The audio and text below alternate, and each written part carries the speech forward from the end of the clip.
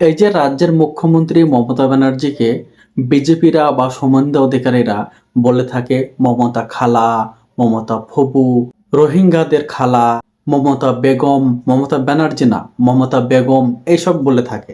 তো এখন কি সেই কথাগুলো বলা বন্ধ হবে? কারণ মমতা ব্যানার্জি এখন হাজার হাজার কোটি টাকা খরচা করে রাজ্যে বড় বড় মন্দির বানাচ্ছে। তো এখন কি মমতা ব্যানার্জি একজন ব্রাহ্মণ ঘরের মেয়ে বলে স্বীকৃতি পাবে? এখন কি একজন হিন্দু বলে স্বীকৃতি পাবে? আপনারা কি তাকে হিন্দু বলে মানবেন?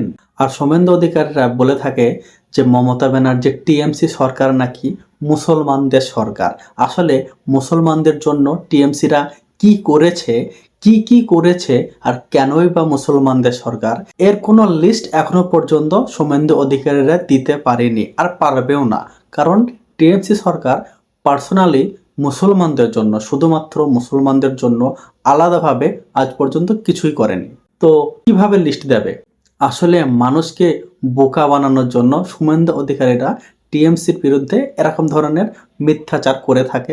আর মমতা ব্যানার্জি শুভেন্দু অধিকারীদের ওই সমস্ত কথা শুনে সুযোগ পেয়ে গেছে মন্দির বানানোর, দুর্গাঙ্গন বানানোর, পুজো কমিটিগুলোকে বছরের পর বছর লক্ষ লক্ষ টাকা চাঁদা দেওয়া পুজো করার জন্য। এমনকি কিছু কিছু হিন্দু ভাইরাও মানে শুভেন্দু অধিকারীদের কথায় বিশ্বাস করে যে মুসলমানদের জন্য হয়তো টিএমসি সরকার অনেক কিছু করে দিচ্ছে, অনেক কিছু করে। আসলে কিছুই করেনি। বিজেপির নেতারা তারা টিএমসি কে এইভাবে বলে থাকে, কিন্তু আজ পর্যন্ত মুসলমানদের জন্য কিছুই করেনি টিএমসি সরকার। এটাই বাস্তব। আর আগামীতেও করবে বলে মনে হচ্ছে না। কারণ মুসলমানদের যে ওবিসি কোটায় চাকরি হতো, সেই ওবিসি কোটাটা পর্যন্ত খেয়ে নিয়েছে টিএমসি সরকার। মুসলমানদের যে অকাপ সম্পত্তি ছিল, সেই অকাপ সম্পত্তিটা শেষ করার জন্য মোদিকে সাপোর্ট করছে এই টিএমসি সরকার।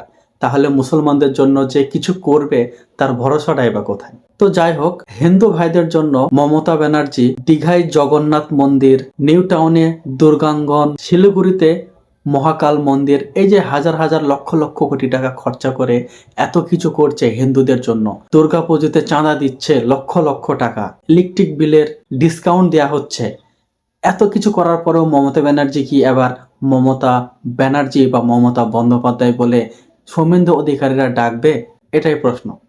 আর হ্যাঁ, মুসলমানদের সরকারের কাছ থেকে কিছুই নেওয়ার নাই, আর কিছু চাওয়ারও নাই।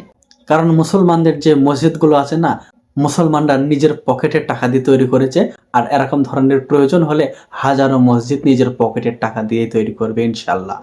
কোনো সরকারের চাঁদার দরকার নেই মুসলমানদের। কি বন্ধুরা, ঠিক বললাম তো? কমেন্টে অবশ্যই জানাবেন।